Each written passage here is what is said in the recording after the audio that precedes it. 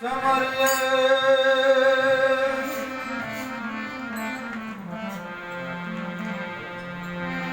કોના લીએ નિધના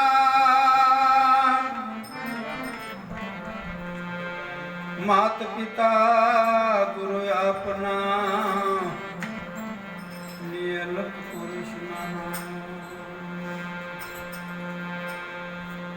સંતોએ માતા અને પિતાને ગુરુના ઉપમા આપ્યા છે, કાંક જન્મદાતા છે. જગતની અંદર આપણને આવું મનુષ્ય દેહ પ્રાપ્ત કર્યો માત પિતાએ. જીવતા લગણ એમનો ઋણમાંથી આપણે મુક્ત ન થઈ જઈએ. કાયમ એમની અંત ઘડી લગણ સેવા કરવાની છે.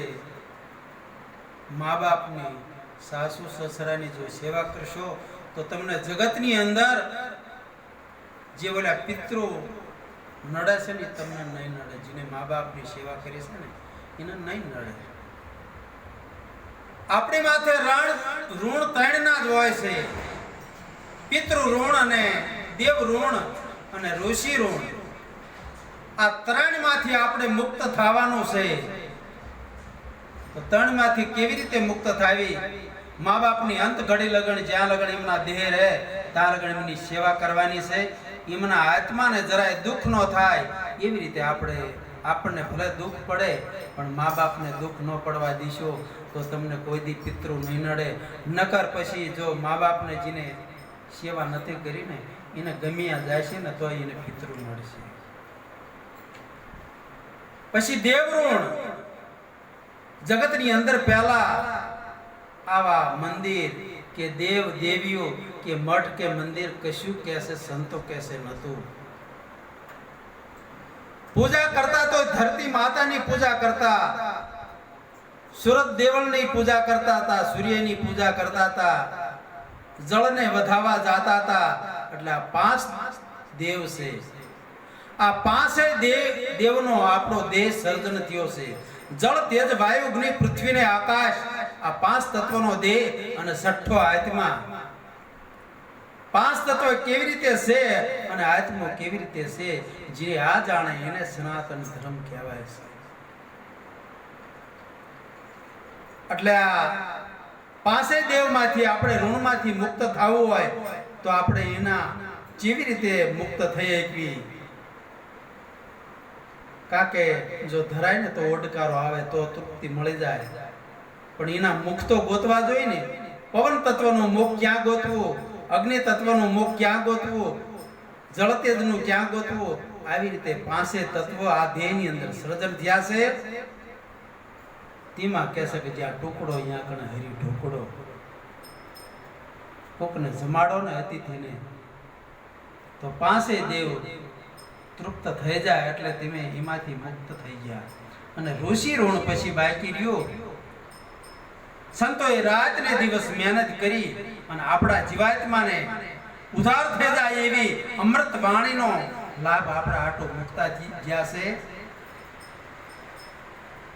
કોઈ પ્રતીત નથી. જગત આખું ઓમકારમાંથી ન સર્જન થયું છે. અને દેવી અને દેવતા બધા જે એમને કંઈક સારા કાર્ય કર્યા ને એટલે બધા પૂજાઈ રહ્યા છે.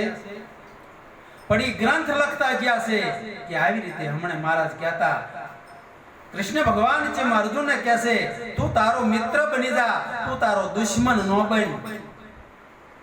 બ્રહ્મનિષ્ઠ સોતરીય સદગુરુના ચરણે જઈને તું જાણી લે કે તું કોણ છું, ક્યાંથી આવ્યો છું અને દેહ છોડી પછી ક્યાં જવાનો છું. જીવતો જોકે અનાદિથી છે, જીવતો જગત મરેલું જાણ. હરજી કહે બધું આ ખપે અને નીપજે, આ બધું માયાનો મનાણ છે. આત્મ તત્વ તો અજર અમર નહીં, અવિનાશી છે. તમારો કોઈ દી નાશ થતો જ નથી. જલમ ને મરણ આ દેહને છે. દેહ સર્જન થાય અને વિસર્જન થાય. તમને કોઈને ખબર હોય તો કહો કે મારો આ ટાઈમે જન્મ થયો, તો કોઈ દી ખબર ન હોય. પ્યાડા વ્યાકાતા હોય, સાકરું વ્યાસાતી હોય, પણ આપણને કઈ ખબર ન હોય. આપણે રોતા હોય, જગ બધું હસતું હોય, એ કશું ખબર નથી આપણને.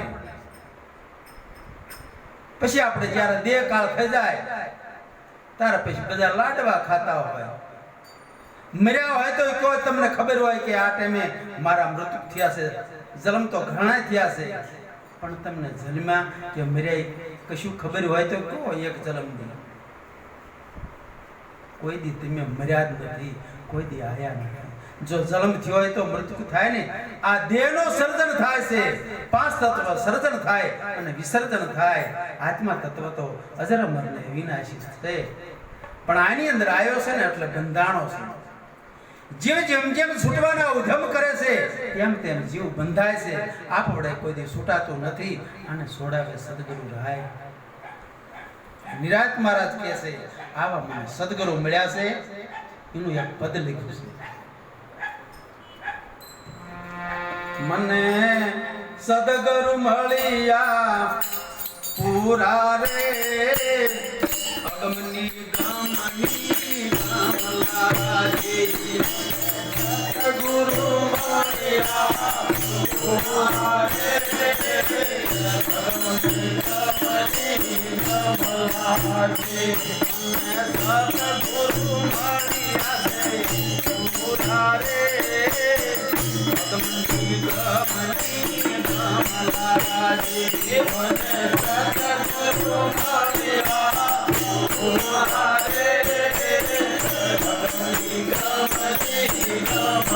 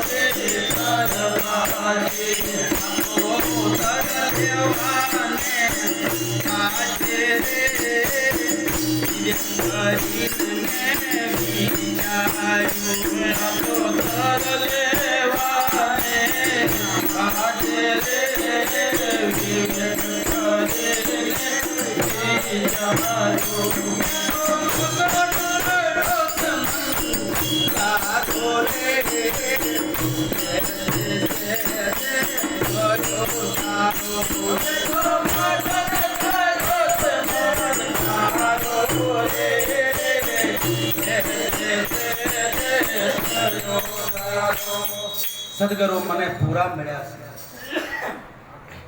મોટામાં મોટો ગણ્યો ગુરુ તણો મહિમા. અને જો આત્મા અને ઈશ્વર જો ન ઓળખાવે તો એવા ગુરુ કર્યા શું થાય?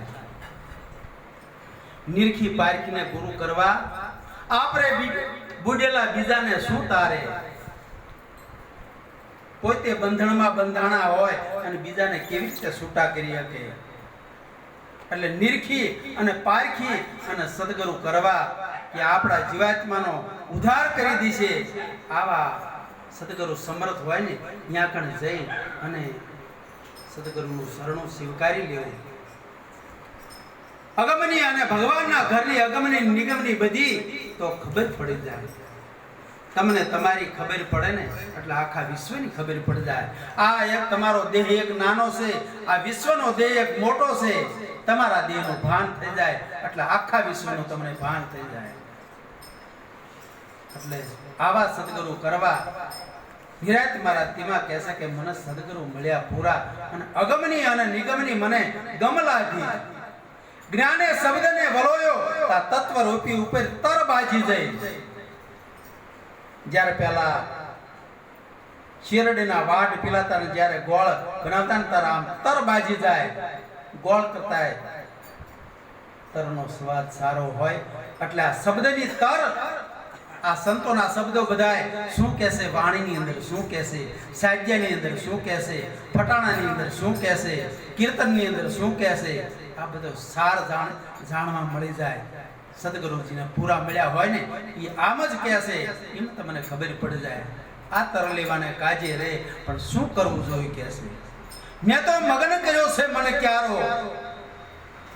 આ મનને ઇન્દ્રિયો આપણા દેહની અંદર 10 ઇન્દ્રિયો છે, 5 કર્મ ઇન્દ્રિયો છે, હાથ પગ અને દેહ. આ મન જેમ કેમ કર્મ કરે છે પણ જ્ઞાન ઇન્દ્રિયો તો જે આ ધડ ઉપર શીશ રહ્યું ને એની અંદર જ્ઞાન ઇન્દ્રિયો છે.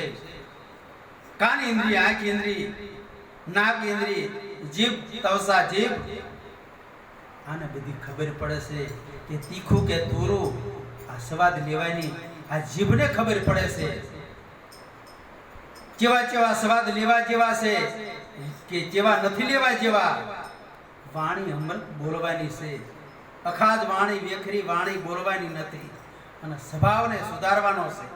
સ્વભાવ જો તમારો સારો હશે તો આખા ગામમાં તમને બધાએ સારું પડશે. અને સ્વભાવ સારો નહીં હોય તો નહીં ભળે, કુટુંબમાં નહીં ભળે, ભયું હારે નહીં ભળે, બાપ દીકરાને નહીં ભળે.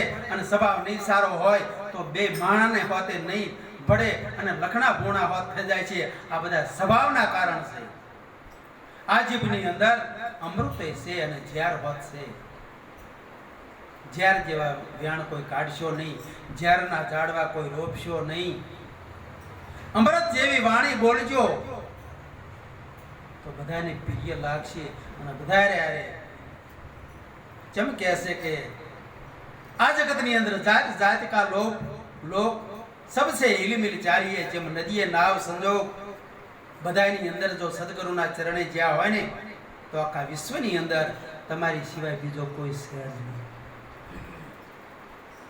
देव को के दानव को के मानव को, हुर्दन को के मेलडी को के माताजी को के कोई भगवान को, બધાની અંદર સત એક જ બેસી રહ્યો છે. સતના કોઈ ભાગ પડાતા નથી. વિશ્વની અંદર આખી ધરતી માતા છે, એના 9 ખંડ છે, પણ સતના ભાગ નથી પડાતા. એમાં ભગવાન જગતની અંદર એક જ છે. કોઈનો ભગવાન નોખો નથી. જેમ સત અનેક રૂપે કૃષ્ણ ભગવાન કહેશે બધાની અંદર હું જ બેસી રહ્યો છું, બધે એક જ બેસી રહ્યો છે. એના હુકમથી જ બધું હાલી રહ્યું છે. એને આપણે ઓળખવાની વાતો કરવાની છે. આપણો દેહ જેને સર્જન કર્યો છે, દેહની અંદર જેવી રચના કરી છે, એને ઓળખવાની વાત છે. માનવ અવતારની અંદર આ ઓળખાય છે. તેમાં મીરાબાઈ કહેશે કે આત્માને ઓળખા વગર આ લખ 84 મટવાની નથી. આપણા લક્ષ્યની અંદર જો પહેલા 84 મટી જશે તો આ દેહની 84 મટશે. નકર પછી રોટલા ખાતા ખાતા ભૂંડ અવનીમાં કૂતરા બિલાડામાં આપણો અવતાર થશે. 84 લાખ અવની છે. મનુષ્ય અવતાર જેવો એકય સવાયો અવતાર નથી. તો આત્માને ઓળખી લીજો. તેમાં મીરાબાઈ કહે છે. સંતોને બધાએ ખબર છે કે મનુષ્ય અવતાર જેવું એકય અવતારની અંદર સુખ નથી. તો ભક્તનું બીજ બનાવી દીજો. ભક્ત બીજ પલટે નહીં, ઝૂક જાય, અનંત ઊંચ નીચ ઘીરે અવતરે, પણ આખર તમે સંતના સંત જ હશો. આ સંતોને બધાને ખબર છે. તેમાં કહેશે નકર એમને કંઈ એવું કશું નથી. બીજું સવારથ એવું કશું નથી. પણ જો આ જીવાત્મા અધોગતિને ન જાય, પોતાનો મિત્ર બની જાય અને પોતાનો દુશ્મન ન બનવું હોય તો તમે તમારા આત્માને ઓળખી લીજો. સંતો પુકાર કરીને કહેશે કે તમે તમને ઓળખો. આત્માને ઓળખો, પછી આ 84 માં તમારે નહીં જવું પડે. તો તમારું ભક્તનો બીજ બની જાય છે. તમે કદાચ 4 આપણે વર્ણ છે, બ્રાહ્મણ, ક્ષત્રિય, વૈશ્ય અને શૂદ્ર, ચારેય વર્ણની અંદર ભલે અવતાર થાય, પણ તમે આખર સંતના સંત દેશો. જ્ઞાને શબ્દને વલયો રે તત્વ રૂપી આવી તરબાજી જઈ. આ તર લેવી હોય તો વિવેક કરીને વિચાર કરવો પડે અને મગન આ ચારો સારો કરવો પડે. આંખોથી જુઓ તો જગત આખાની અંદર નરસિંહ મહેતા જ્યાં જોવે અહીંયા બધે કૃષ્ણ ભગવાન જ દેખાતા, બીજું કશું દેખાતું નથી. સાચી સમજણના ઘેરે જાય ને તારા આને મૂળમાં માયા રહેતી નથી. ઈશ્વર સિવાયની બીજું કશું દેખાતું નથી. પણ આવું જ્યારે સાચી સમજણ મળે ને તારા આપણા જે ચક્ષુ ચામડાના છે ને એ દિવ્ય ચક્ષુ બની જાય છે. પછી બીજું એના નજરમાં કશું આવતું નથી. ખોટો ભાવ જ પછી પ્રગટ નથી થતો. કાનથી આ નાદ આવે છે 52 અક્ષરનો. કાકાના 36 અક્ષર, બીજા વ્યંજન, એમ કરીને આ 52 અક્ષરનો બધો અવાજ થઈ રહ્યો છે. અને 52 તત્વનો આપણો દેહ છે. આ ઈશ્વર 52 થી બહાર છે. બોલાયામાં નથી આવતો, અવાચક પદ છે. એટલે જાલ્યો તેમાં કૃષ્ણ ભગવાન કહેશે કે જાલ્યો જલવની, કાપ્યો કપવની, અગ્નિથી બળોની, પાણીથી પીંજાવની, અને અણુ મેરો જળ ચેતને સબ ઘટની અંદર વસી રહ્યો છે. પછી અણુ એટલે ઝીણી રદ થઈ જાય તો પછી વૃદ્ધનમાં કે માતાજીમાં બધે ન હોય ભગવાન? બધે હોય, કોઈ જગ્યા ખાલી નથી. આવું જ્ઞાન થઈ જાય. મેં તો મગન કર્યો છે મન ક્યારો રે, થયો સારો. મેં તો મગન કર્યો છે મન ક્યારો રે, થયો સારો. જાણી કેણી બેવું ગોપિયા રે, પ્રેમે સીતા મૂળીએ પાણી. રણી કેણી બેવું ગોપા રે, મૂળીએ સીતા પાણી. જાણી કેણી બેવું ગોપિયા રે, પ્રેમે સીતા મૂળીએ પાણી. રણી કેણી બેવું ગોપા રે, પ્રેમે સીતા મૂળે પાણી. સારો ચારો થઈ જાય. આપણે અત્યારે બધા વાડીઓ ખેતર બધા સોખા કરીને બેઠા છીએ. એમાં મનનો ક્યારો છે ને આપણા દેહની અંદર, એ સારો કરવો પડે તો ભક્તિનો ઉગાવો થાય. રાણી અને ક્યાણી, રાણી પાળવાય હેતે હાલવું જોઈએ, અને ક્યાણી મુક્તિ બોલવી ને એ શુદ્ધ બોલવી જોઈએ. શિર જાય પણ જૂઠ ન બોલીએ, સત સાંભળો સૌ કાન, ભક્ત લાલજી પ્રગટ બતાવે આ દેહ સહિત ભગવાન. રાણી અને ક્યાણી બેયનો બરોબર હોવો જોઈએ. રાણી ક્યાણી બે રોપિયા અને પ્રેમે મૂળીએ સીંચા પાણી. સદગુરુ મહારાજે આપણને નામ શબ્દ જે આપ્યો છે એની ઉપર પ્રેમ રાખવો પડે. તમારા સ્વરૂપની અંદર તમને જગાડ્યા છે, અહીંયા કણે પ્રેમ રાખવો પડે. પ્રેમે સીંચા મૂળીએ પાણી, વાલો મારો પ્રેમને વશ થયા રાજી. એમાં શું કરે પંડિત કે કાજી? પંડિત કે કાજી કે ધન સંપત્તિ એને રાજી કરવા માટે કશું કામ આવતું નથી. એની માથે સાચો પ્રેમ જગાવવો પડે. વાલો મારો પ્રેમને વશ થયા રાજી. એમાં પંડિત કે કાજી શું કરે છે? આવો પ્રેમે સીંચા મૂળીએ પાણી. આવી રીતે વાવેતર કર્યું રાણીનો ને ક્યાણીનો, અને પ્રેમે મૂળીએ પાણી સીંચ્યા. પછી શું કહેશે નિરાજ મહારાજ? દેવો એક કરીને પૂજા રે, વજવેલા ની મંડાણી. દેવો કરીને પૂજા રે, વજવેલા ની મંડાણી.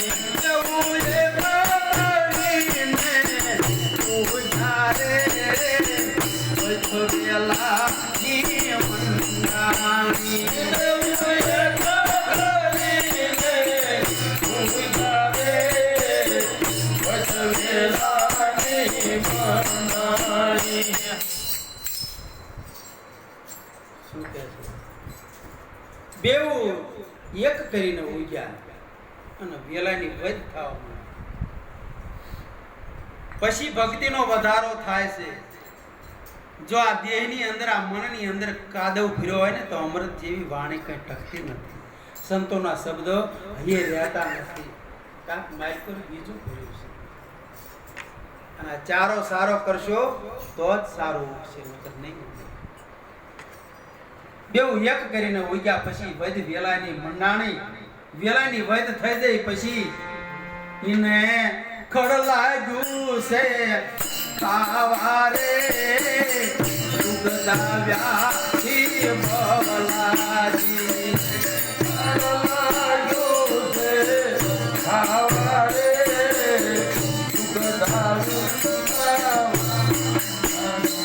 એને ખડ લાગ્યું છે ખાવા રે, ઉગદાવ્યા ભવલાજી. એને ખડ લાગ્યું છે ખાવા રે, ઉગદાવ્યા ભવલાજી. ગુરુ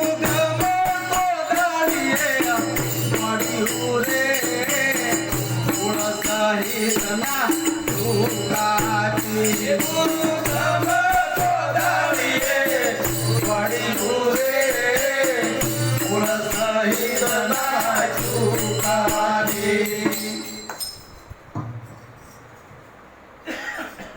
આપણે વાવેતર કરવી છે કોઈ કપાસિયાનું કે બાજરીનું કે ઝાડનું કે તલનું, પણ ખડનું બિયાણું લઈને કે આપણે વાવતા નથી તોય ઉગે છે. વધેલાની મંડાણી પણ એથી તો વધારે આ ખડ મંડી ગયું ખાવા. એટલે સાચી વસ્તુ ઓછી વધે છે અને આપણે ઈર્ષા ને દગા ને પરપંચ ને કૂડ ને કપટ સળકપટ આવું બધું મનની અંદર બહુ આવી જાય છે. આ સટરૂપું છે, અવિધાયું છે, અને ન લાવ્યું હોય ને તો મનની અંદર આવી જાય છે. ઈર્ખા બડાઈ માન આવું પછી મનની અંદર આવે ને તો જો ગુરુગમ તમને મળ્યું હોય તો ગુરુગમ કોદાળે લઈ અને ગોળને કટકા કરી નાખજો તો ફરીને પછી આ મનની અંદર આવી એવી થાય રૂપી સટરૂપું આપણા દુશ્મન આ મનની અંદર નહીં આવે. પણ તમારે સજાગ રહેવું પડશે કે મારા મનની અંદર કોઈકની ઈર્ખા કરવાનો ભાવ પ્રગટ થયો તો આ ન આવવા દેવું જોઈએ.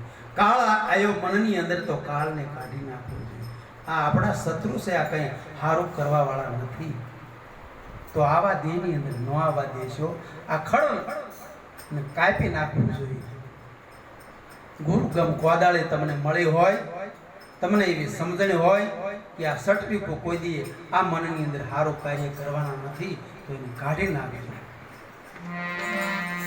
ખડ ફૂટું ને વેલો પરમાદિયો રે અરદપુરગમાં જય લાજો.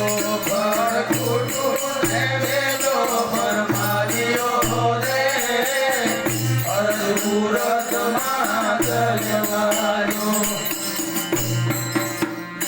દાસ મીરાજ કે પર મત મારે સત્ય રૂપી થયો સાચો.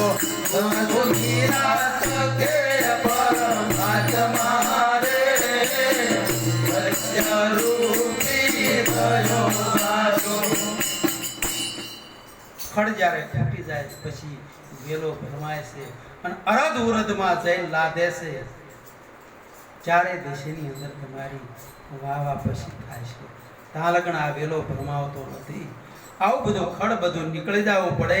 એટલે આપણા મનની અંદર આવા સટરીપું છે ને ઈશીને જ આપણે ચેતવાનું છે. આ મનની અંદર સટરીપું કોઈ આવવા દીશો નહીં. વાણીઓ તો ઘણી છે પણ હવે વેળા થઈ જાય અને થાક્યા હોય તો હવે બંધ કરી. સદગુરુ મહારાજ